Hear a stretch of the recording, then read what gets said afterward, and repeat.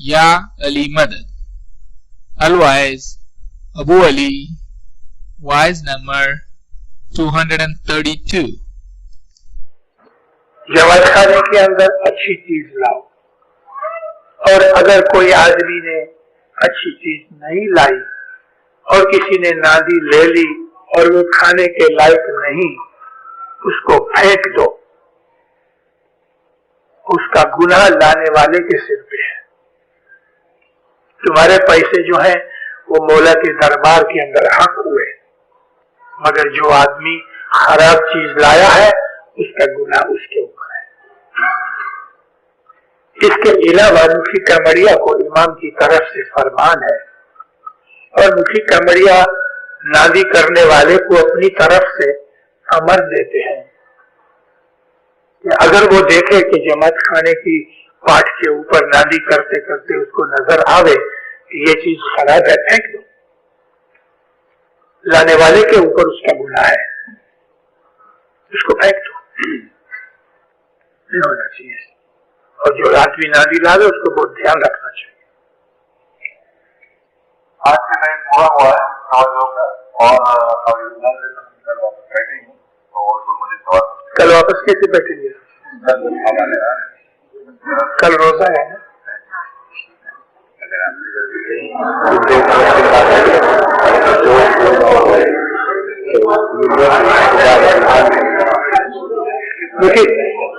मुखी साहब ने जजमेंट दे दी कि ये 2 क्वेश्चन जो अभी आए ये देखे फिर हम खत्म करें. वो लड़की का सवाल पहले.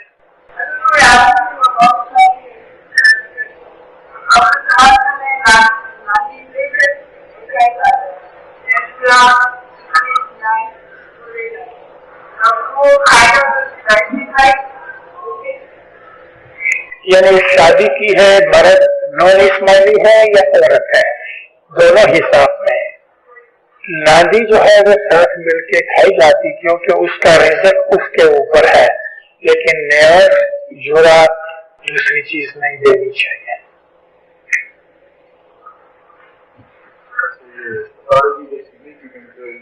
आसमान के लिए थी और सुबह के लिए तो उसके अंदर कौन सी तस्वीर जो है वो जरूरी है? मुश्किल आसान की तस्वीर यारी की, सतारे की जो तस्वीर है वो मुश्किल आसान की. असल में तो नीयत है, बड़ी नीयत, यानी जमात के अंदर मौला की पावर है. मुखी ने कबूल किया कि ये सतारा शुरू करो. तस्वीर मुश्किल आसान की निकालो या और कोई नाम की तस्वीर निकालो. हजरत इमाम ने सतारे की कोई खास तस्वीर बनाई नहीं, मगर मुश्किल आसान की तस्वीर है. नियत करके कोई भी तस्वीर निकालो. और पौड़िए के सुबह के जो सतारे हैं वो मुश्किल आसान के नहीं है. सिर्फ बैतुल ख्याल के जमात अगर कमजोर हो गई है, लेजी हो गई है, भूल गई है, सुस्त हो गई है, तो उसको रिवाइव करने के लिए 5 सतारों का हुक्म था. हज़रत इमाम ने 4 कर दिए हैं बरस में. यहाँ होते हैं 4 सतारे. सतारे ही सुबह का जमात करना होता है रेगुलर. बेटा इधर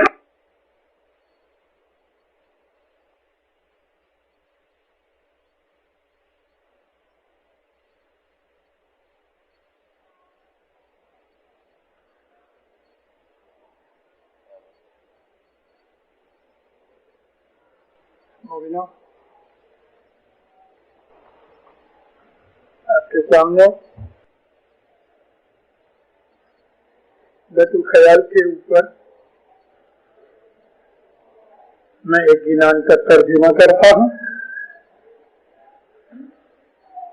ये जाहिर करने के लिए कि हमारे गिनानों में बहुत सी ऐसी बातें हैं कि जो हम समझते नहीं. मौलाना हज़रत इमाम पे सलवात पढ़ो.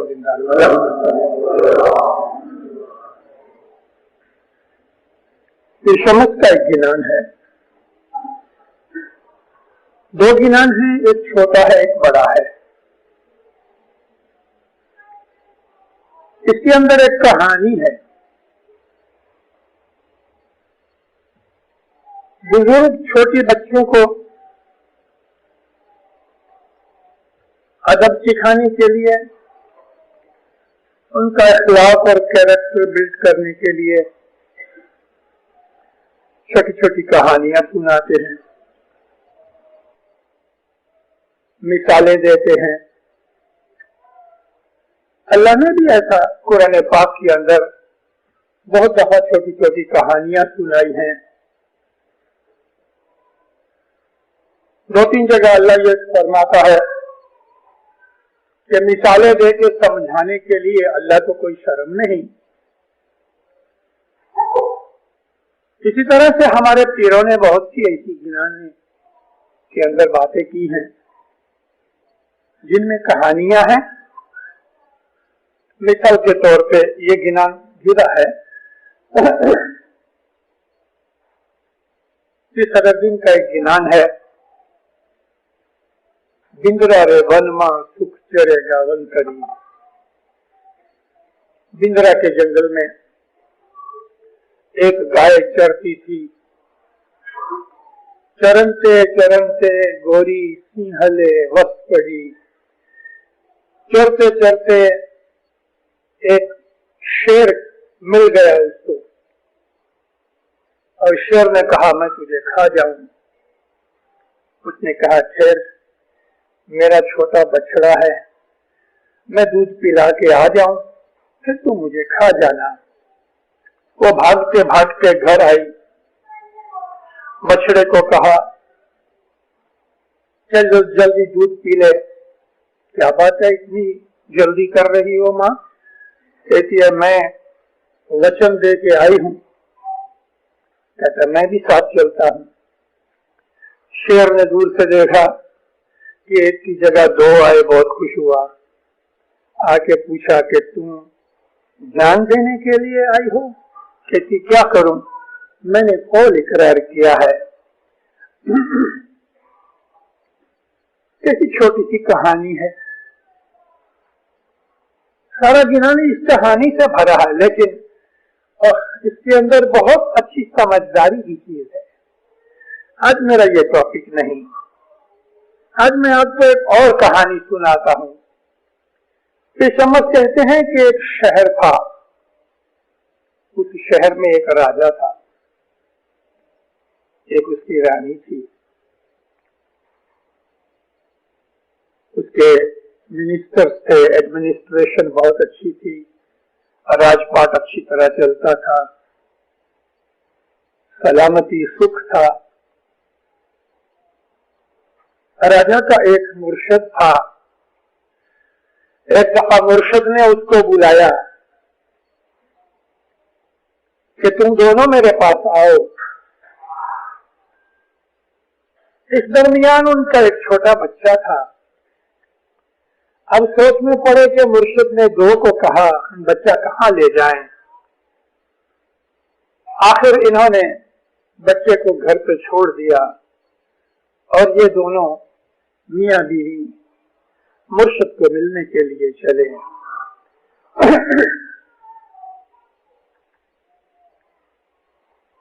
तो ये जो गिनान है,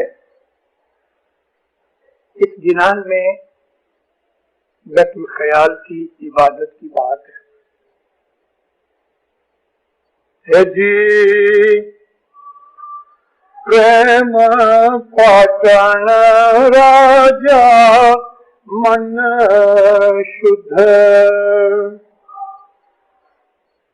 इस घर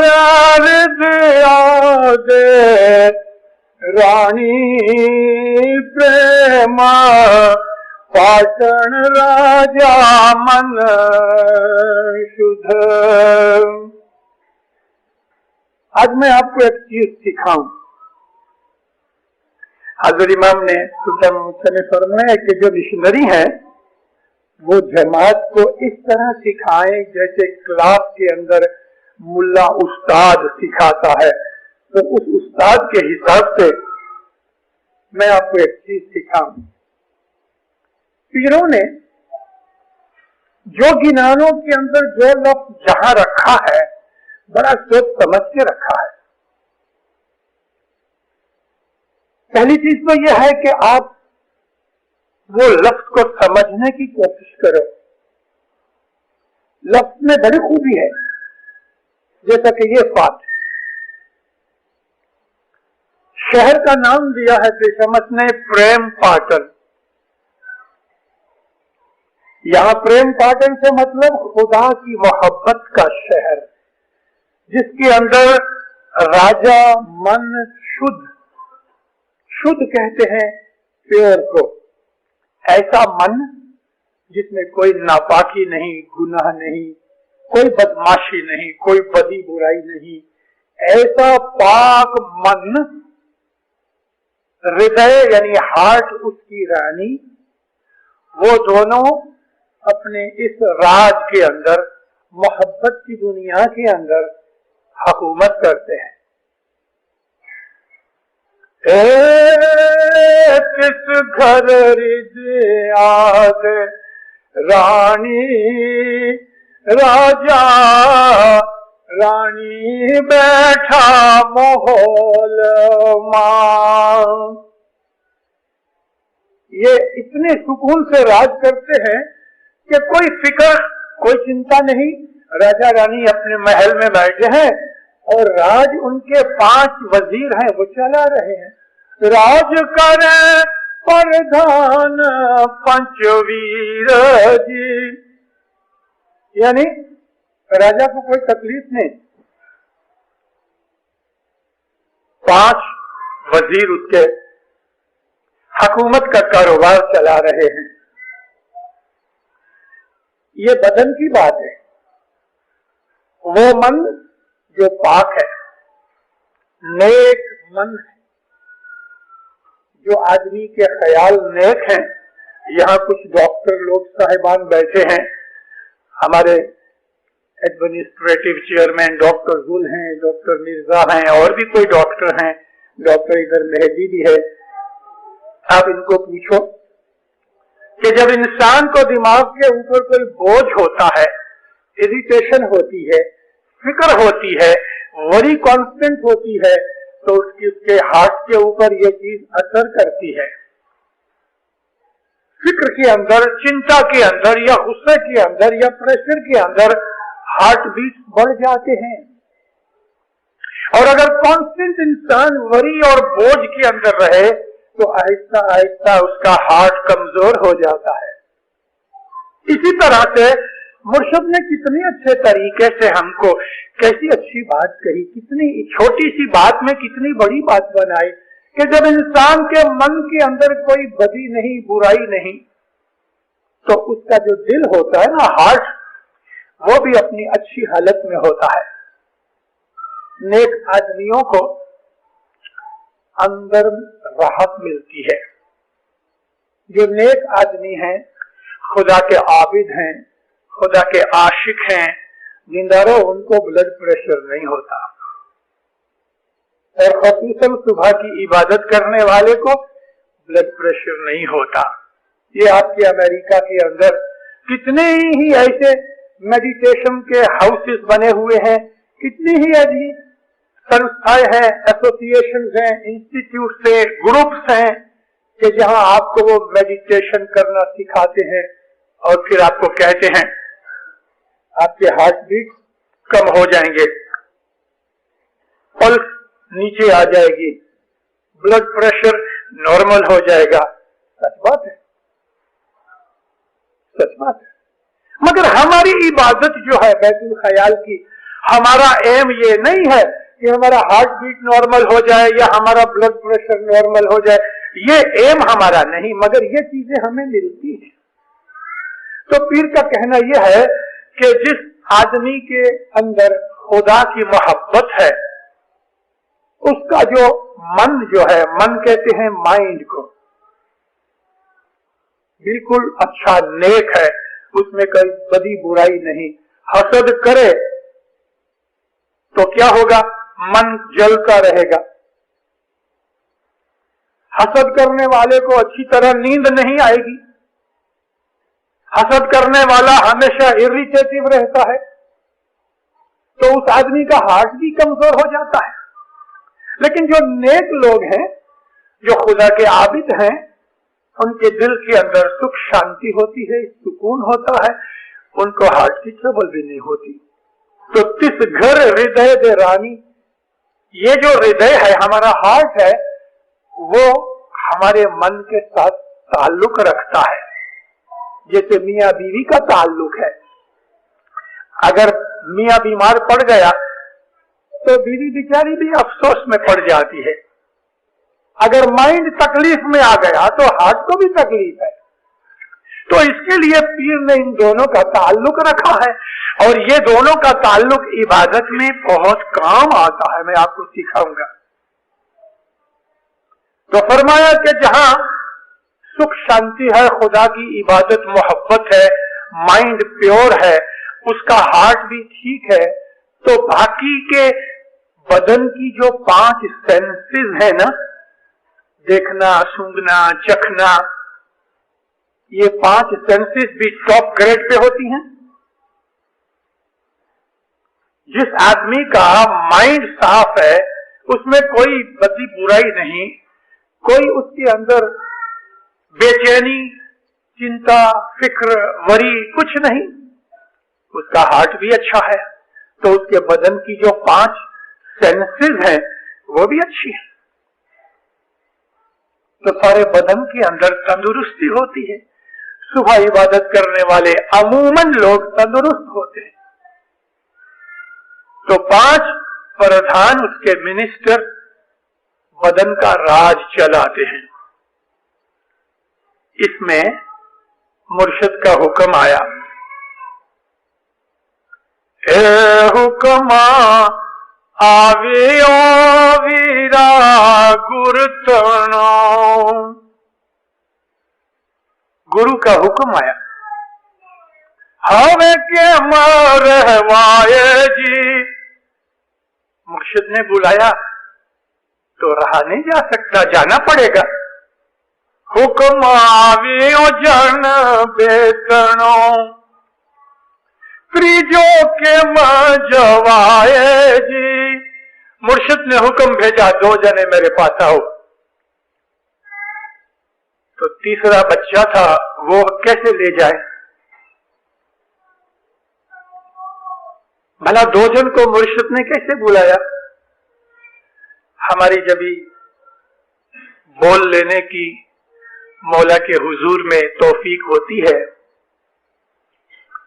तो आजकल आमतौर पे हजर इमाम बोल देने से पहले फरमान करते हैं। इमाम सुल्तान मोहम्मद शाह सल्लल्लाहु अलैहि के जमाने में मौला आते थे, कुछ फरमान भी करते थे और बाद में बोल दे के चले जाते थे। अभी भी ऐसा होता है। तो मिशनरी जो मौला के साथ होते हैं, वो फिर जमात को वो चीज सिखाते हैं, मतलब भी सुनाते हैं, बैठक करना भी सिखाते हैं। और वो मिशनरी जो इमाम के साथ उस वक्त होते हैं, उन मिशनरियों को ट्रेनिंग दी जाती थी। इमाम सुल्तान मोहम्मद शाह बैठ के हमको ट्रेनिंग देते थे। अभी हजर इमाम के पास इतना वक्त नहीं, लेकिन जो बड़े सीनियर मिशनरीज हैं, उनके ऊपर ये फर्ज है कि इमाम के चले जाने के बाद वो अंदर ही रहते हैं और जमात को बैठक करना सिखाते हैं, बोल का मतलब सिखाते हैं, ध्यान लगाने की टेक्निक सिखाते हैं।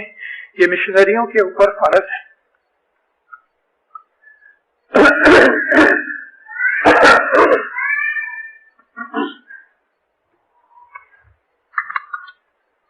माफी चाहता हूं।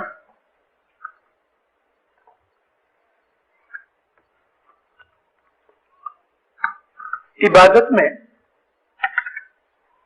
एक चीज माइंड, दूसरी चीज हमारा हार्ट, दोनों का ताल्लुक है। जब भी हमारा माइंड पुरसुकून होता है, पीसफुल होता है, तो हमारा हार्ट बीट भी नॉर्मल बल्कि स्लो हो जाता है, हमारी सांस भी स्लो हो जाती है, बल्कि डीप हो जाती है।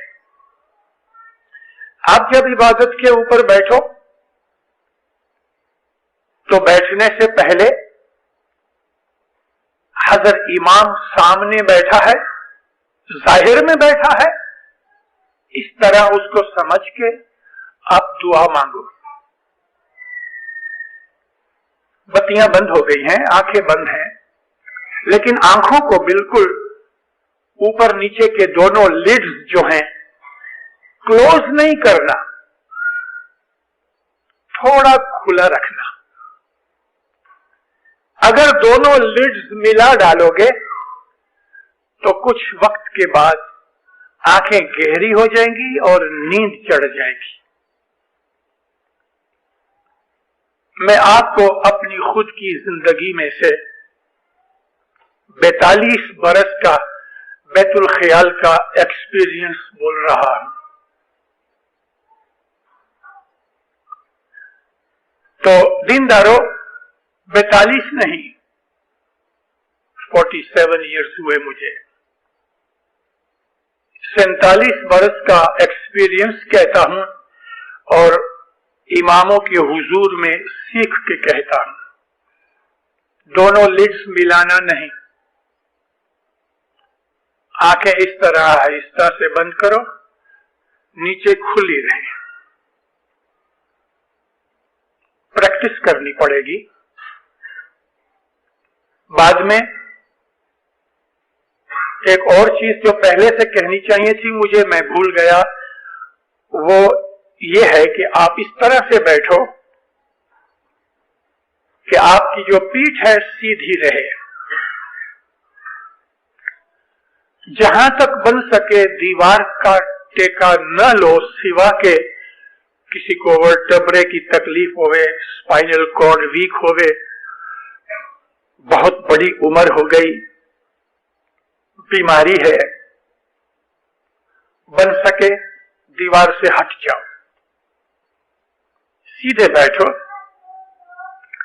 इस तरह से आसन लगाओ, यानी ऐसी बैठक बैठो कि जो आप कम से कम आधा पौना घंटा बैठो तो आपके पांव के अंदर खून जो है वो जम ना जाए, जिसको हम खाली चढ़ना कहते हैं, पांव सो ना जाए। आपकी बैठक के ऊपर, बैठक के तरीके के ऊपर इस चीज का बहुत आधार है कि आपके पांव के अंदर ब्लड सर्कुलेशन चालू रहे। अगर ब्लड सर्कुलेशन कहीं स्लो होके आपके पांव के अंदर खाली चढ़ गई, यानी पांव सो गया, तो उसका जो मैसेज है वो ब्रेन में जाएगा। ब्रेन को ये बात रिपोर्ट होएगी कि ये पांव सो गया, सर्कुलेशन बंद हो गया है, तो ब्रेन के अंदर ये चीज ट्रबल करेगी आपके ध्यान लगाने में। इसके लिए खलल नहीं होना चाहिए। इस तरह से आप बैठो कि आप एक आसन जमा सको। ये चीजें जो कहता हूं आपको शायद बरस भी लग जाए, शायद 2 बरस भी लग जाए। ऐसा आसन लगाओ। कभी जरूरत पड़े तो ये रुमाल जो है आप अपने पांव के जो सबसे नीचे का पांव है उसके नीचे, जिसको हम एंकल कहते हैं, टखना, उसके नीचे रुमाल रख लो। मगर यहां तो अल्हम्दुलिल्लाह कारपेट है, उन चटाइयों के ऊपर तकलीफ हो जाती है। मगर आपकी खुशी, जिस तरह आप बैठना चाहो, मगर याद रखो जमात खाने के अंदर लंबे पांव करके कभी नहीं बैठना। मुर्शिद को बेअदबी से बड़ी नाराजगी है। आप मुर्शिद के पास, अगर मुखी के पास जाते हैं तो घुटने टेक के जाते हैं। तो जब ये मुर्शिद के पास जाना है तो बड़े अदब से बैठो। घर के अंदर जो आपका घर है, कभी वहां बैठक करनी है, कुर्सी के ऊपर भी बैठ के कर सकते हो, कोई हरकत नहीं। मगर जवानों के लिए, और खसूसन जिन्होंने नया बोल लिया है या अभी तक उन्होंने कोई प्रोग्रेस नहीं की, उसको मैं अर्ज करता हूं, सजेशन देता हूं कि जमीन पे बैठो, पलंग छोड़ दो, ध्यान लगाओ, अपने ख्याल के अंदर उस बोल को याद करो। आपकी जो सांस है उसकी स्पीड के ऊपर आप बोल को रटन करो, जाप करो। सांस अंदर लिया, जानबूझ के नहीं, नॉर्मल सांस लेना। सांस जैसे अंदर जाए आप उस बोल का जाप करो, या अली, जो भी बोल है। 1 सेकंड ठहरो, 1 सेकंड सांस को रोको और फिर सांस निकालो, तभी भी बोलो या अली, आपका जो बोल है। उसके बाद फिर 1 सेकंड ठहरो, वापस बोल को इसी तरह से। सांस अंदर जाए आप बोल बोलो, सांस बाहर आए आप बोल बोलो, और दोनों छेड़ों के ऊपर यानी दोनों वक्त थोड़ा सा 1-2 सेकंड ठहर जाओ। बिगिनिंग में आपको तकलीफ होगी, क्योंकि सांस निकालना और सांस लेना दोनों की जो फ्रीक्वेंसी बराबर नहीं होगी, तो 2 मिनट, 3 मिनट, 5 मिनट के अंदर आपका सांस फूल जाएगा। यानी आपको ऐसा सांस वापस रेगुलेट करना पड़ेगा। मगर ये चीज प्रैक्टिस से आएगी। ये प्रैक्टिस आपको महीने 15 दिन में नहीं मिलेगी, बरस भी लगे, 2 बरस भी लगे। मगर सांस की रेगुलेशन 3, 4, 6 महीने के अंदर हो जाएगी, फिर आपको पता भी नहीं लगेगा और ऑटोमेटिकली, नेचुरली आप डीप ब्रीदिंग करने वाले बन जाओगे और डीप ब्रीदिंग से आपको ऑक्सीजन ज्यादा मिलेगी। तो देखा आपने कि हमारा माइंड यानी ध्यान और हमारे हार्ट की बीटिंग के ऊपर जो सांस चलती है, ये दोनों का आपस में ताल्लुक है। ये ताल्लुक फिर शम्स माँ बाप ने इस गिनान में फरमाया कि तुम दोनों आओ। दोनों कौन? तुम्हारा ध्यान, कंसंट्रेशन और उसकी जो रफ्तार है जाप जपने की, तो वो हार्ट की बीट के ऊपर है, सांस लेने के ऊपर है। हुक्म आवे जन बेतनो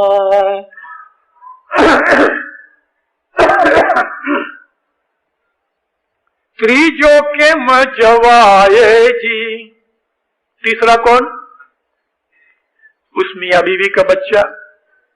वो बच्चा क्या है? हमारी दुनिया की इच्छाएं, ख्यालात, हमारी आरज़ुएं। अमूमन लोग जब इबादत में एकांत में बैठते हैं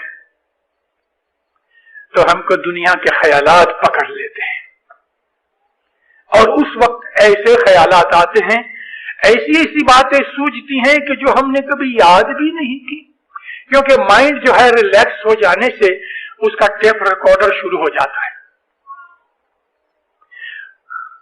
मगर आप थोड़ी जबरदस्ती करो कि उस ख्यालों को छोड़ दो। ये बच्चा है, मन शुद्ध और हृदय रानी का बच्चा हमारे दुनियावी ख्यालात हैं। तो इन्होंने क्या किया? बालक मेलियो सत्य पारणे। रानी ने इस बच्चे को झूले के अंदर छोड़ दिया। झूला क्या है? झूला तो झूलता है ना, तो ख्यालात भी आते हैं जाते हैं, तो इन ख्यालात को इसी तरह से छोड़ दो, उनकी तरफ ध्यान मत दो। चालिया देव ने दुआर जी, बालक मेरे सत्य पारणे। उसको ख्यालातों को यूं ही बंद करके छोड़ दिया और चले देव द्वार यानी इबादत में शुरू हो गए। अर्धी मंजिल राय जी चालिया। इबादत करते करते करते करते थोड़ा सा ध्यान जम गया, आधा रास्ता कटा। तिया हरनी दवरावे बाड़ जी, अर्धी मंजिल राय जी चालिया। माइंड ने इबादत जो शुरू की,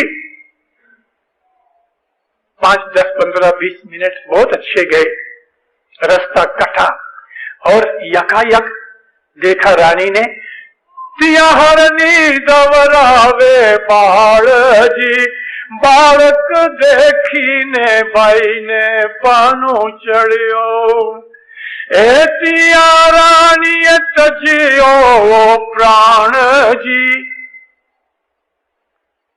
रास्ते के अंदर रानी ने देखा कि एक हरणी अपने बच्चे को दूध पिला रही है, खेल रही है। इस रानी को अपना बच्चा याद आ गया। दूध पीता बच्चा जिस मां से जुदा हो जाए बहुत देर तक, तो बच्चे की याद से दूध चढ़ आता है। दूध का धावन का प्रेशर इतना बढ़ता है कि बाज दफा मर भी जाती है। ऐसा रानी मर गई।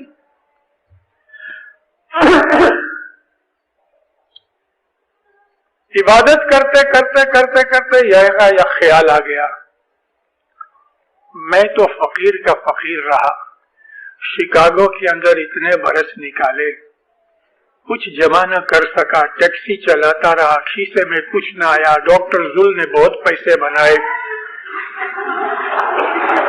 दूसरे का ख्याल आ गया। दूसरे का जब ये ख्याल आ गया तो इबादत टूट गई। इबादत टूट गई, रानी मर गई। यानी हार्ट जो था फास्ट हो गया। इबादत में हार्ट बहुत स्लो चलता है, बहुत स्लो। कितना स्लो? कभी कभी डेंजरस पॉइंट पे आता है, 40 बीट पे आ जाता है, और इतना सुख मिलता है, इतनी खुशी मिलती है, जबान की ताकत नहीं बयान कर सकने की। तो वो हरनी का मतलब कोई अपना यार दोस्त, कोई दूसरा आदमी कि जिसकी तरफ हमारा ख्याल ज्यादा जाता है, मेरे पास कुछ नहीं उसके पास बहुत है। यानी दुनिया के ख्यालों ने हरनी का रूप लेके, और उसने अपनी इच्छाएं, अपनी आरज़ुएं पूरी की, और मैं रह गया ये दुनिया के ख्यालों से। इबादत टूट गई, रानी मर गई। हुक्म आवे और जान बेतनो, दो आदमी का हुक्म है, एक लोके मजवाए जी। अकेला कैसे जाऊं? मुर्शिद ने कहा 2 जने आओ। यानी इंसान का जो ख्याल है सिर्फ ख्याल ही ख्याल नहीं, इंसान जीता है, उसकी सांस चलती है, तो सांस का ख्यालों के साथ जो ताल्लुक है वो हम अपनी इस जिंदगी में तोड़ नहीं सकते। तो अकेला ख्यालों को ही हम ले लेवें और हमारी सांस छूट जावे, ये भी नहीं हो सकता। अकेला ख्याल नहीं जा सकता। तो फिर राजा ने क्या किया? चादर बिछावी बांधी गाठड़ी, चादर बिछा के मुर्दा रानी को उसके अंदर डाला, गांठ मार के उसकी गठड़ी बनाई। चादर बिछावी बांधी गाठड़ी, एलई चाल्या देव ने दुआर जी। जबरदस्ती, मरी हुई तो मरी हुई, जीती तो जीती। मुर्शिद ने कहा 2 जने आओ। हमने एक दफा मौला सुल्तान मोहम्मद शाह को अरेस्ट की। मैंने आपको वाज़ों में कहा है कि इमाम सुल्तान मोहम्मद शाह हर बरस जब ये आते थे तो एक दिन अपने रहम से हम मिशनरियों के पास बैठा करते थे। अमूमन हम लोग साहब के बंगले पे जाते थे, वाल्केश्वर के बंगले पे, और हमें बहुत मजे कर आता था। एक एक से जमातों का हाल पूछे, उसकी फैमिली का हाल पूछे, सवाल का जवाब देवे। एक दफा पूछा कि मौला, जमात में लोग पूछते हैं कि कभी कभी इबादत में बहुत मजा आता है फिर ध्यान हट जाता है। माँ बाप फरमाया कि जब भी ध्यान हट जावे तो अपने बोल को बहुत फास्ट रिपीट करो। जैसा कि मैंने आपको कहा कि नॉर्मल इबादत में आपके सांस के साथ या अली, सांस निकालो तो बोलो या अली, मगर ये इमाम की टेक्निक है। ख्याल जब ये हट जावे तो अपने इसी बोल को, जीभ नहीं हिले, ये याद रखना, जीभ नहीं हिलनी चाहिए, मन के अपने मुंह के अंदर, और जल्दी से रिपीट करो या ली या ली या ली या ली या ली या ली या ली। बोल जो है, बोल को फास्ट रिपीट करो, जीभ से नहीं, मन से। तो मन की ये जबरदस्ती चादर हार्ट को बांध के वह ले जाएगी, ख्याल फिर जम जाएंगे। ख्याल वापस जल्दी रिपीट करने से आपके वापस ख्याल जम जाएंगे। जब ये ख्याल जम जाएंगे तो फिर मौला का दीदार होगा। ले चलिया देवने दुआर जी, सोनानी दीवियों आगे जगमगे। सोनानी दीवियों क्या है? मौला का दरबार में आ गया, उसको दीदार हुआ, दीदार हुआ। मौला के दरबार में नूर की बत्तियां जल रही हैं। बैठा त्रिभुवन श्याम जी, तीन जमीन आसमान का पैदा करने वाला उस वक्त वो नूरानी हालत में बैठा है, उसका दीदार हुआ। सोनानी देवियों आगे जगमगे। हजरत रसूल अकरम सल्लल्लाहु अलैहि वसल्लम को एक ऐसे ही आबिद सुहाबी ने पूछा, या नबी, इबादत के अंदर नूर का जो जलवा है, भला वो उसकी मिसाल कोई देख सकते हैं? हुजूर ने फरमाया, सोना जब ही गलता है, यानी आग में उसको गलाओ कुठाली में, तो फरमाया गला हुआ, जोश खाता हुआ सोना जिस तरह से चमकता है, इस तरह तुमको नूर का जलवा मिलता है। हदीस है रसूल की।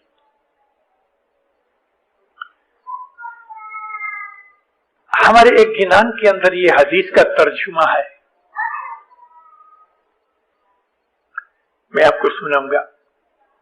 तो रसूल अकरम फरमाया, गला हुआ सोना जिस तरह से चमकता है, ऐसा तुम्हें नूरी जलवे का ख्याल मिलता है।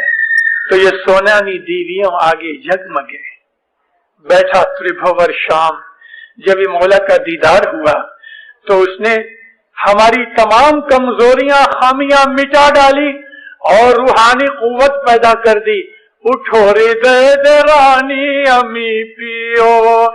अरे दिल भी जिंदा हो गया, मर गया था ना, उसको मौला का दीदार हुआ तो इमाम ने, उस नूरी जाते पाक ने हमारे मुर्दा दिल को जिंदा कर दिया। उठो रे दे रानी अमी पियो, खोले दबरा वो बाल जी। अब तुम अपना जो बाल है, बच्चा है, उससे भी तुम मजा करो। यानी जो आबिद है, जिनको खुदा की रहमत मिलती है, जिनको नूरानी जलवे मिलते हैं, उनको फिर खुदा ऐसी कुव्वतें देता है कि वो मुंह से निकाले वो पूरा होता है, उनकी आरजुएं पूरी होती हैं। ऐ रानी, तू जिंदा हो गई, ये रहा तेरा बच्चा, अब तू इसके साथ खेल और मजा कर, खुशियां कर। यानी इबादत से मन की मुरादें भी पूरी होती हैं। इबादत वो चीज है कि जो इंसान खुदा के पास मांगता है, महज ख्याल करता है तो अल्लाह पूरी कर देता है। आरज़ुएं दुनिया की पूरी होती हैं, मगर जब इंसान उस दर्जे पे पहुंचता है तो फिर उसको दुनिया की आरज़ुएं रहती भी नहीं, उसको फिर दुनिया की आरज़ुएं सताती भी नहीं। वो तो फिर ऊंची किस्म की आरज़ुएं करता है। फिर भी अगर दुनिया के अंदर कोई दुख तकलीफ आ जाता है तो आबिद उसमें घबराता नहीं, लड़ता है। जब ही देखता है कि दुश्मन ज्यादा ताकत वाला है तो फिर ऊपर देखता है, वो फौरन आके मदद करता है, फौरन दुनिया की आरज़ुएं पूरी होती। बैतुल ख्याल की इबादत हकीकत में दीनदारों हमारे ऊपर इमाम ने बड़ा रहम करके हमें बख्शी है। ये तो नबियों का रास्ता है जो हमको दे दिया। हमारे अंदर शराब पीने वाले हैं, हमारे अंदर सिगरेट पीने वाले हैं, हमारे अंदर झूठ बोलने वाले हैं, हमारे अंदर बदनजर करने वाले हैं, हमारे अंदर दूसरे को नुकसान में डालने वाले हैं, हमारे अंदर सब बुराइयां हैं। इन बुराइयों का गंद, इन बुराइयों का गार्बेज अपने दिल के अंदर लेके बैठे हो तो पाकीज़गी कैसे मिलेगी? गार्बेज पड़ा है, गार्बेज, बल्कि गार्बेज के अंदर हम बैठ जावें और फिर इतर लवंडर वगैरह नाक पे चढ़ाते होंगे कितनी देर? पहले अपने आप को साफ करो, मन शुद्ध करो।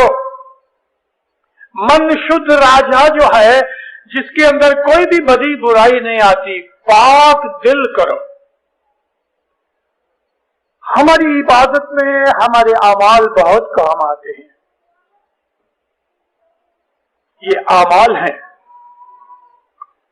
जो हमारे अंतकरण को, हमारे बातुन को साफ करते हैं। हम इंसान हैं, कमजोर हैं, हमारे से गलतियां होती हैं। एक ऐसा मोमेंट है कि गलती आधी होती है ना, तो समझ जाता कि गलती हो रही है, बच जाता है।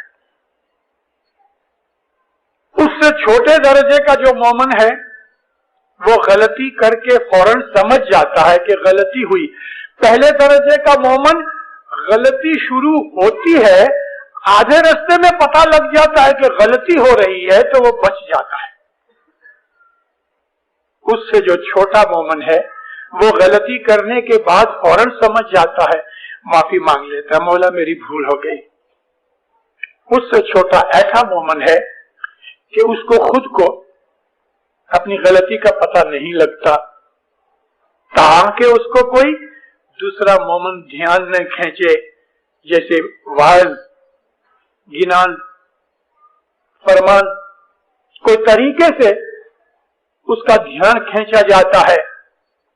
और जब ये ध्यान खींचा जाता है तो बेचारा आज़ुर्दा हो जाता है, माफी मांग लेता है, मौला मेरी भूल हो गई। लेकिन ऐसे लोग भी हैं जो भूल करते हैं, समझ तो नहीं आती, मगर समझाया जाता है तो मानते नहीं। उन लोगों के लिए इबादत नहीं है। भले बोल लेके आवे, भले 2-4 बरस के बाद नया बोल ले लेवे, भले वो कितनी सारी जिंदगी भी इबादत करता रहे, कुछ नहीं मिलेगा। खुदा ताला हमारे दिल से वाकिफ है। खुदा ताला हमारी ज़ाहिर बातन को जानता है। खुदा ताला ये भी जानता है कि बरस 2 बरस 4 बरस के बाद मैं क्या करने वाला हूं। उस मौला को सब कुछ पता है। एक छोटा बच्चा भी एक बड़ा जबरदस्त आबिद हो सकता है, जो अपनी पहली जिंदगी से इबादत साथ लेके आया और कोई वजह से खुदा ने उसको दुनिया के अंदर नया जन्म दिया। मेरा शहर अमृतसर है। 1899 में 83 बरस पहले इमाम सुल्तान मोहम्मद शाह मेरे शहर में आए। मेरे दादा जान के चाचा थे, जिनको मेरा परदादा कह लो, वो मुखी थे। मेरे दादा जान कामड़िया थे। इमाम हमारे शहर में आए, मौला के साथ हाजी कामड़िया थे।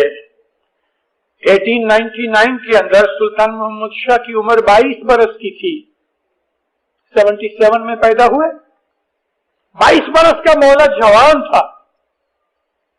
उस वक्त की मैंने फोटो देखी हुई है। मौला की मूछें थी लंबी, लगभग ऐसा समझ लो कि 14 इंच की टोपी पहनते थे और लंबा जुब्बा पहनते थे ईरानी फैशन का, और जुब्बे के ऊपर पटका बांधते थे।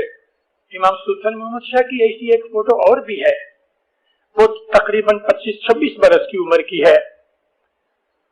ज़ांज़िबार की फोटो के अंदर भी इमाम सुल्तान मोहम्मद शाह की मूछें हैं, लंबी टोपी है, और इधर विक्टोरिया ने, क्वीन विक्टोरिया ने जो उनको एक टाइटल दिया था, उसका एक बहुत बड़ा मेडल लेफ्ट कोने पे लगा है और पट्टा बांधा हुआ है नाइटहुड का।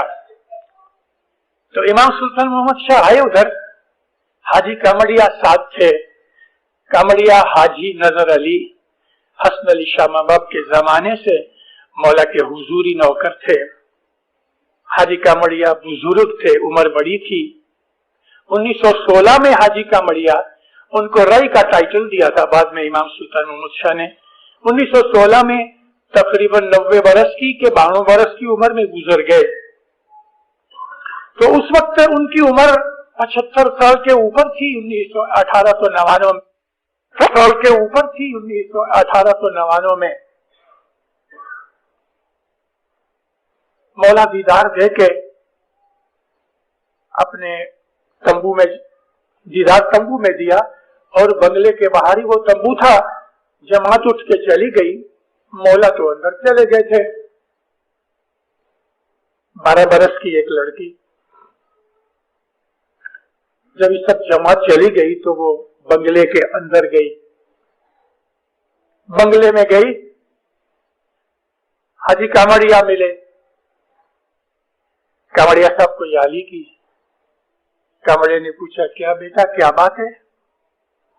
कहती है, बापा मुझे मौला से मिलना है। क्या बात है बेटा, काहे को मिलना है? हुजूरी नौकर था और मौला अंदर आराम फरमाते थे, तो इसने जो पूछा वो बराबर पूछा। बेटा क्या बात है तेरी? ये नहीं कामड़िया साहब, मुझे साहब से मिलना है। हाँ, लेकिन मिलना तो मैं तुम्हें पहले बोलो कि क्या काम है, तो मैं अंदर जाके मौला को बोलूं। कहने लगी, नहीं मैं आपको नहीं बोल सकती। बुजुर्ग कामड़िया को जरा बुरा लगा। अंदर से आवाज आई, कामड़िया इसको आने दो। जाओ बेटा अंदर जाओ। ये लड़की ने चुनरी पहनी हुई, ये अंदर गई तो कामड़िया हाजी पीछे पीछे। अंदर जाके जमीन पे घुटने टेके, सजदा किया। क्या है?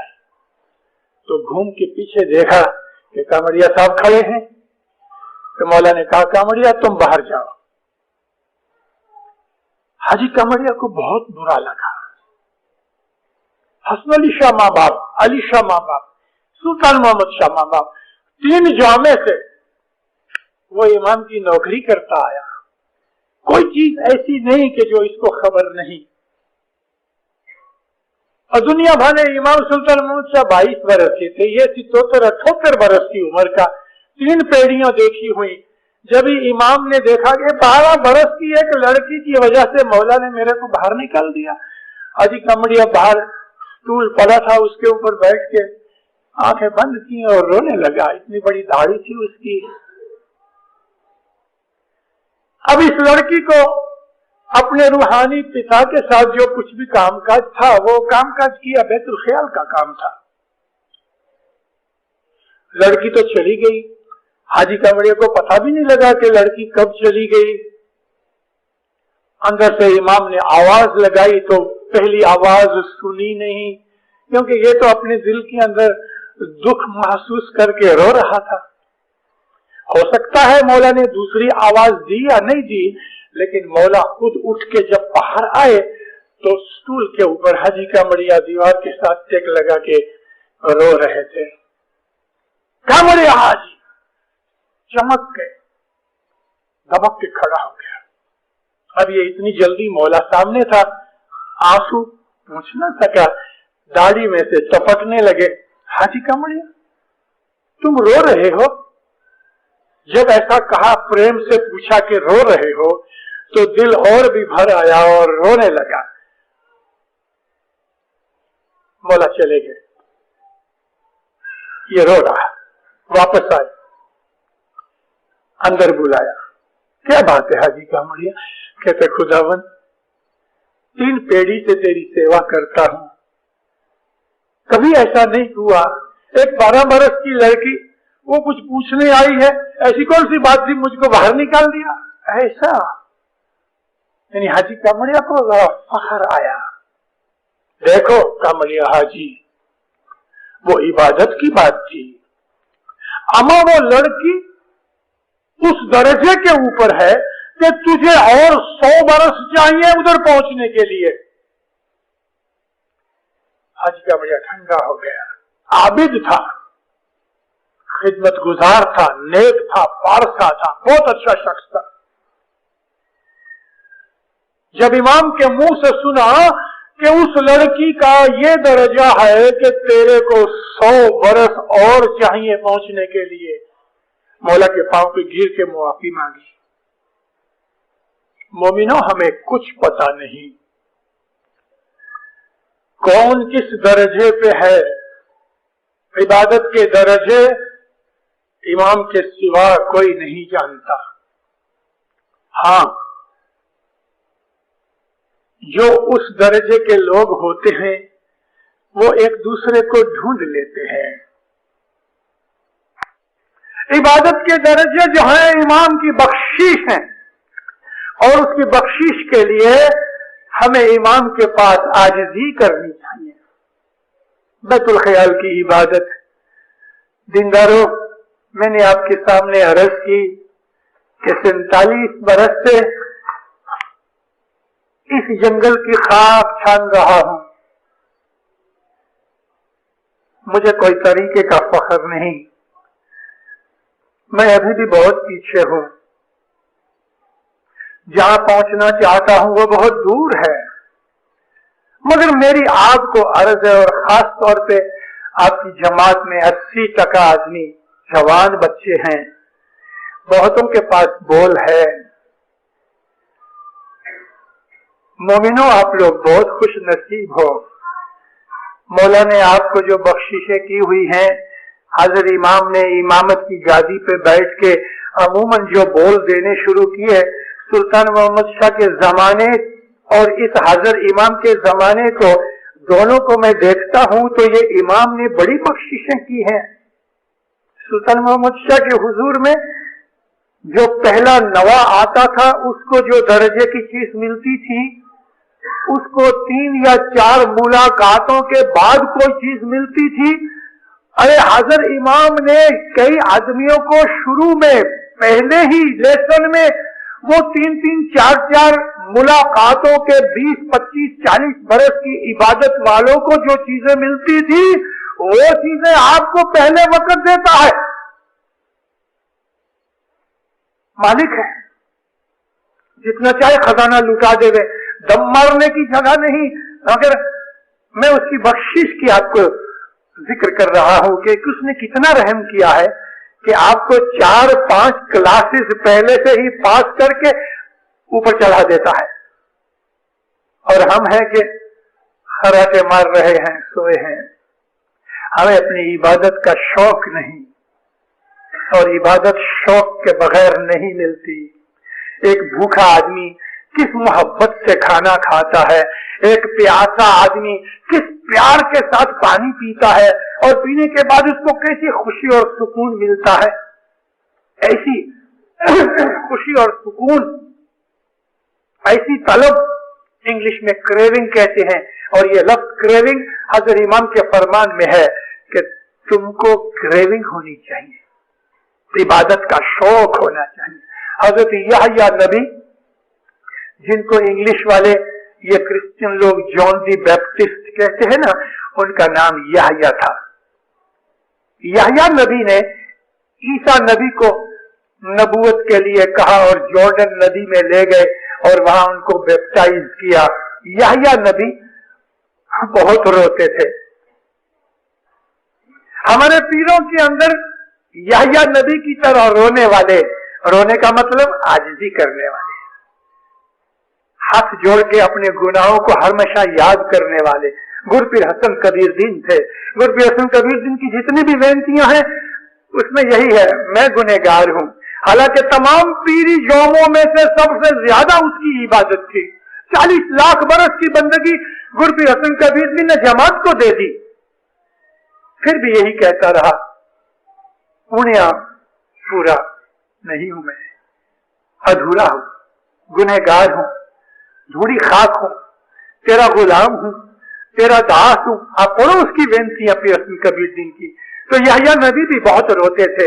इतनी इबादत करने पर भी हमेशा खुदा के दरबार के अंदर अपने गुनाहों के लिए माफिया मांगते रहते थे, हालांकि नबी गुनाह नहीं करते। तो एक दफा एक दरख्त के नीचे बैठे थे याह्या नबी। भेड़ों का एक टोला निकला।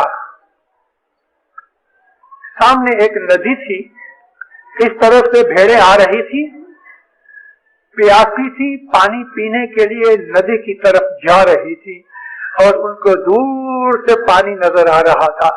भेड़ें बकरियां भाग रही थी इस तेजी के साथ पानी की तलब में कि एक दूसरे के ऊपर गिरी पड़ती थी।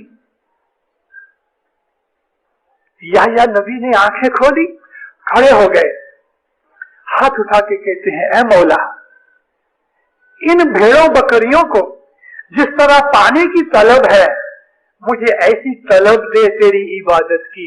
नबी है, पाक है, नबी गुनाह नहीं करते, हम उनको इनफेलेबल समझते हैं, इबादत करते हैं, फिर भी कह रहे हैं कि या मौला कुछ नहीं किया, मुझे ऐसी तलब दे। भेड़े बकरियां गई, पानी पिया, नदी के किनारे ही पानी पी के मुंह फिरा लिया बकरियों ने। उधर ही किसी ने पेशाब करना शुरू किया, किसी ने मेंगनियां निकाली। फिर हाथ उठाते, है मौला, नहीं ऐसी तलब मत देना, ऐसी तलब मत देना कि मेरी प्यास बुझ जावे तो मैं मुंह फिरा लूं तेरे से। ऐसी तलब नहीं चाहिए। खुदा कभी कभी किसी के ऊपर रहम करके, जैसा हमारे ऊपर उसने रहम किया और हमें बैतुल ख्याल का बोल दिया, रहमत की, और हम वो बोल लेके सो गए। उन बकरियों की तरह के जिन्होंने पानी पिया और उधर ही मुंह फिरा के उधर मूतना शुरू कर दिया, हगना शुरू कर दिया। हमारा हाल भी कैसा है दीनदारों, दुनिया की मोह ममता माया में पड़े हैं। एक दिन सांस बाहर निकलेगी तो शायद वो वापस न जा सके, खत्म हो गया। इंसान का कोई भरोसा नहीं, कब हमको मौत आ लेवे हमें कोई पता नहीं। ये दुनिया में हमें हमेशा नहीं रहना। बीवी, बच्चे, बाल, माल, मिलकत, मोटर, गाड़ी, जो कुछ भी हमारा इस दुनिया में है, यूं ही पड़ा छोड़ के चले जाएंगे। हमारे तन के कपड़े भी उतार लिए जाएंगे और बदन के ऊपर कोई सोने चांदी की चीज होगी तो वो भी निकाल लेंगे। अब इस बदन को कुत्ते खा जाए, शेर खा जाए, भेड़िया खा जाए, इसको जला डालो, दफन कर दो, दरिया में फेंक दो, मच्छियां खा जाए, क्या है, क्या है बदन का। फिर सदगुरु नूर ने गिनान में लिखा है कि ये जो बदन है, ये काया कल्लर की तरह, ऐसा फेंक दो उसको तो उसकी कोई कीमत नहीं। इस काया के लिए, इस दुनिया की मौज मजा के लिए हम अपनी आखिरत बिगाड़ डाले, हम इस्माइली मजहब के बच्चे हैं, हम हजरत इमाम के रूहानी बच्चे हैं, और हमको ऐसा अजीम मुर्शद मिला, हमको उसने नबियों का रास्ता दिया, हमको नबियों का दर्जा दिया, बेहिसाब हमको उसने बख्शीशें दी, बेहिसाब हमारे ऊपर रहमतें की, और फिर भी हमारा हाथ हर वक्त पकड़ने के लिए तैयार रहता है, और जब भी आता है तो अपनी रूहानी दुआओं से, अपनी रूहानी ताकत से हमारे गुनाह मुआफ करता रहता है। उस बच्चे की तरह कि जो बिल्कुल धूल मिट्टी के अंदर, कीचड़ के अंदर लथपथ होके अपने सारे बदन को सिर से पांव तक गंदा कर दिया है, मां पकड़ के उसको नहलाती है, साबुन लगाती है, उसको साफ करती है, पाउडर छांटती है, नए कपड़े पहनाती है, और वो मूर्ख इन तमाम चीजों के बावजूद बाहर जाके फिर कीचड़ के अंदर खेलना शुरू कर देता है। हमारा हाल भी ऐसा ही है। हम जमात खाने में आते हैं, हमारी ये रूहानी माँ हमको पकड़ के हमको नहलाती है, मिट्टी साफ करती है, गुस्ल कराने के बाद सिर पे तेल लगाती है, आंखों में आंजन लगाती है, अच्छे कपड़े पहनाती है, और फिर हमको खाना खिलाती है। अरे जमात खाने में पांव रखते हो, उसके बहुत पहले घर से कोई 10 मील, कोई 20 मील, कोई 25 मील, जब ये नियत करते हो ना कि हमें जमात खाने जाना है, उस वक्त से आपकी नेकियां, आपका सवाब चालू हो जाता है। उस वक्त से आपका सवाब चालू हो गया, जमात खाने जाना है। 1 घंटा, 2 घंटा, 3 घंटा पहले जब आप जमात खाने जाने की नियत और तैयारियां करते हैं, आपका सवाब चालू हो गया। एक एक कदम के ऊपर आपको एक एक मजलिस का नहीं, 1 करोड़ मजलिसें बनाने का आपको सवाब मिलता है। संस्कृत जबान के अंदर मजलिस को यज्ञ कहते हैं। यज्ञ, 1 करोड़ यज्ञ किए, 1 कोटि यानी करोड़, इतने यज्ञ किए, डगले डगले करोड़ यज्ञ नुपुन, जे कोई चाली आवे हम सामो एक जे मन्ना, डगले डगले करोड़ जगन नु पुण्य। 1 कदम पे 1 करोड़ मजलिसों जितना सवाब मिलता है। अंदर आओ, कहो है जिंदा तो गुनाह मुआफ होते हैं, कायम पाया कहो तो बहुत से गुनाह मुआफ होते हैं। मैं एक चीज आपको जो अभी रिपीट करके बताऊं, वो मैं बहुत दफा वाज़ों में कहता हूं, उसको याद करने जैसा है। एक दफा इमाम हरे कृष्ण क्लब में आए, उस दिन मिशनरियों की मेहमानी नहीं थी, हरे कृष्ण क्लब की, जिसको अभी एसोसिएशन कहते हैं, उसकी मेहमानी थी। काली मोहल्ले के नीचे एसोसिएशन की ऑफिस है, दरवाजे वगैरह बंद किए, ऑफिसर से, मिशनरीज थे। मौला ने, हमारा जो चेयरमैन प्रेसिडेंट था, मेजर मकलाई, बड़ा पावरफुल शख्स था, उसने मौला के घर की बड़ी खिदमत की। मकलाई, तुम रोज जमात खाने जाते हो? जाता तो नहीं था, अभी इमाम के सामने कैसे झूठ बोल चले। कहता खुदा रोज नहीं जाता। कहां जाते हो? सब खुदावन में चौपाटी पे रहता हूं, वार्डन रोड पे घूमने जाता हूं, शाम को सारा दिन काम पे होता हूं, लेकिन मैं दुआ पढ़ लेता हूं। कहां पढ़ते हो? कि खुदा कभी मैं वॉकिंग पे जाता हूं, वहां पढ़ लेता हूं, कभी हैंगिंग गार्डन के ऊपर होता हूं, वहां पढ़ लेता हूं। तो जमात खाने कभी आते हो? खुदा महीने में 1-2 दफा आता हूं।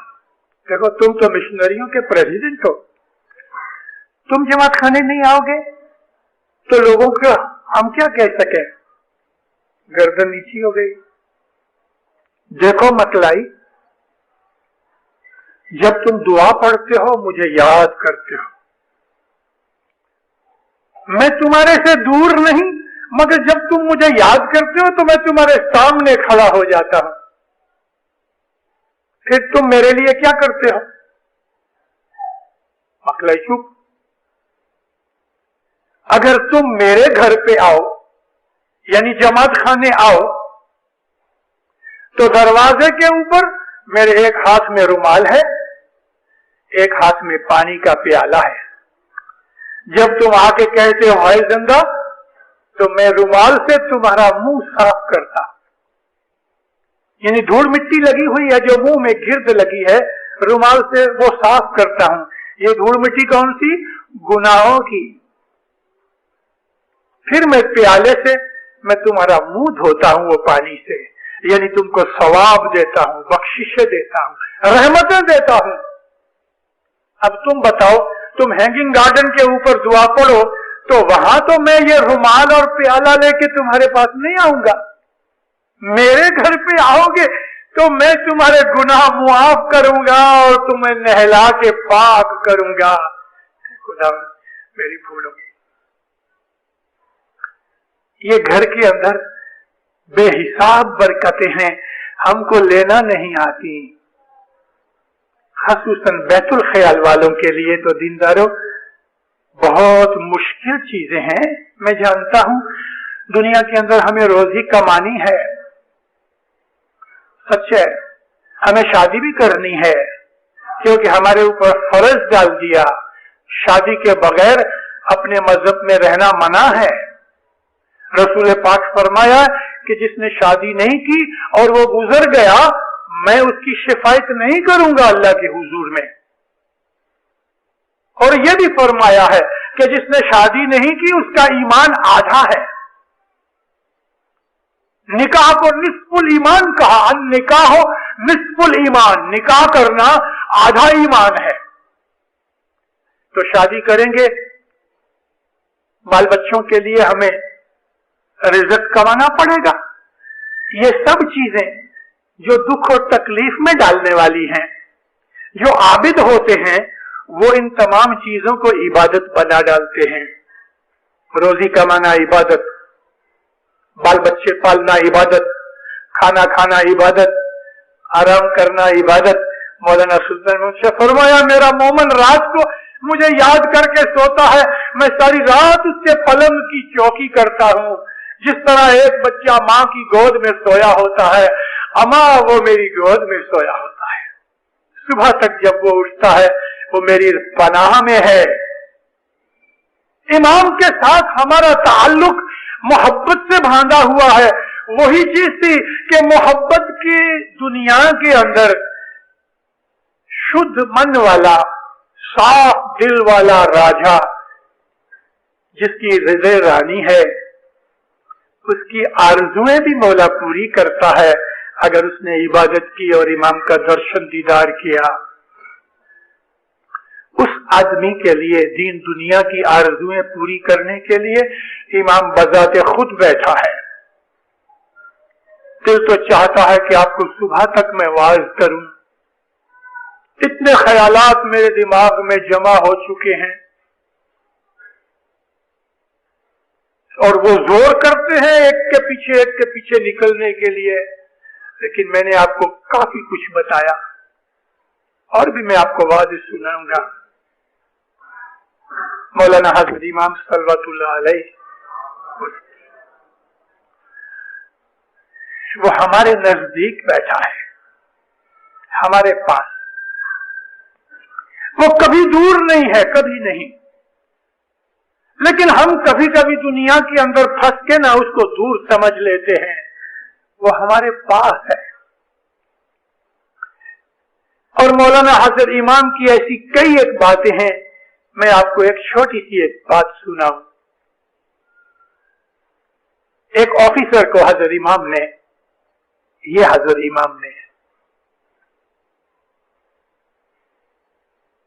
विलायत बुलाया।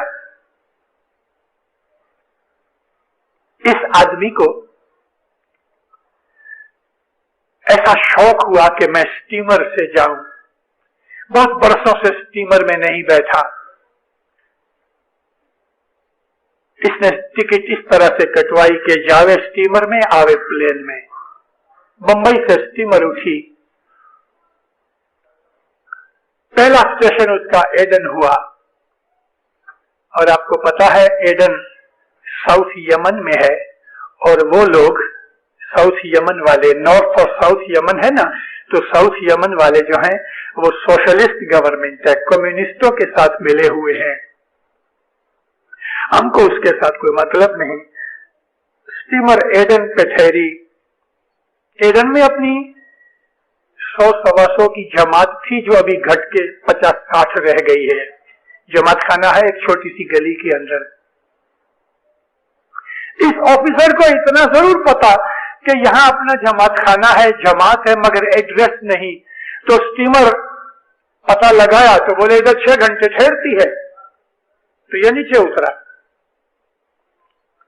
इसकी भी उम्र काफी बड़ी थी, 65-70 वर्ष का आदमी नीचे उतरा। अभी किसी को पूछता है कि इधर कोई इस्माइली, तो कोई जानता नहीं, खोजे तो कोई जानता नहीं। चलो टैक्सी लेके तो गांव में आया, और गांव के अंदर घूमता रहा, इधर उधर छोटी छोटी गलियां हैं ज़ांज़ीबार की तरह। एक रेस्टोरेंट में जाके खाना खाया, फिर थोड़ा सा शहर देखा, फिर बहुत तलाश की, जमात खाना नहीं मिला। और एक जगह ऐसा फंस गया कि इसने आवाज सुनी स्टीमर निकलने की, टाइम देखा तो स्टीमर निकलने का टाइम हुआ। अब ये घबरा गया, बहुत घबराया। इसको ये भी पता नहीं है कि ये मॉल स्टेशन कितनी दूर है, और कहां से बाहर निकले, घूमे फिरे, फिर उधर ही आ जावे। बड़ा परेशान। जुमे का दिन था, इसके लिए आदमी दिखे नहीं कोई, सब शहर बंद था। मौला को याद किया, या मौला स्टीमर निकल गई, मेरा सारा सामान, मेरे कागजात, मेरे सब कुछ उसके अंदर रह गए, या मौला क्या होएगा। घबरा गया, पसीना आ गया, बहुत परेशान हुआ। एक अरब आके इसको उर्दू जबान में कहता है, आप गुम हो गए, स्टीमर पे जाना है। कहता है हाँ, आओ मेरे साथ। आगे आगे ये, पीछे पीछे ये। मेन रोड पे जाके एक टैक्सी खड़ी की, इसको बोला टैक्सी में ले जाओ। एंड टाइम के ऊपर पहुंच गया। अब ये इतना घबराया था कि उस अरब का शुक्रिया भी अदा नहीं कर सका। पहुंचा, मार्शल पहुंचा, उतरा, साहब को अरीजा यानी टेलीफोन किया, साहब ने टाइम दिया, बैठा, बातें चीतें हुई, घंटा 1.5 घंटा बातें करके सब पूछते हैं तुम अदन में खो गए थे? इसने तो जिक्र भी नहीं किया। कहते हाँ खुदावन, मैं गुम हो गया था, फिर तुमने मुझे याद किया। कहते हाँ खुदावन, बस तो मैं तुम्हें बचाने के लिए आया था। तब इसको ख्याल हो गया। अब वो अरब कोई हाजिर इमाम नहीं था, लेकिन इमाम ने किसी एक आदमी को भेज दिया, किसी फरिश्ते को भेज दिया, वो अपना काम कर लेता है। जब कोई दुख तकलीफ आ जाए तो घबराओ मत, उसको याद करो, उसको याद करो, वो आपके सब काम करेगा, लेकिन इबादत करो। दसवंत बराबर दो।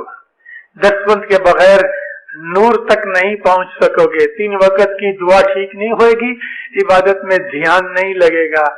अच्छी कमानी करो, पाक ख्यालात रखो, अच्छी सोसाइटी में यार दोस्त भी बनाओ तो मोमन बनाओ। अरे बदमाशों को यार बना के क्या करोगे? बदियां सीखनी या सुननी मिलेंगी। बदी करेंगे भले नहीं करेंगे, मगर सुननी पड़ेंगी ना, वो भी क्यों चाहिए। मौला आपको सुखी आबाद करे, ईमान की सलामती देवे, हर नेक उम्मीद पूरी करे, हर गुनाह से बचावे, शैतान के फरेब से बचावे। मौला आप पे राजी होवे, इबादत का शौक देवे, इबादत की तौफीक देवे, इबादत में बख्शीश देवे। मौला दीन दुनिया के अंदर आपको हमेशा अपनी छत्र छाया में रखे, दसवंत सुकरीत में पूरा करे। मौला हमेशा आपके ऊपर अपनी रहमतें उतारे, सार बातुन दीदार इनायत करे। खाना बदान हाज़िर इमाम ईमान दीदार नसीब करे।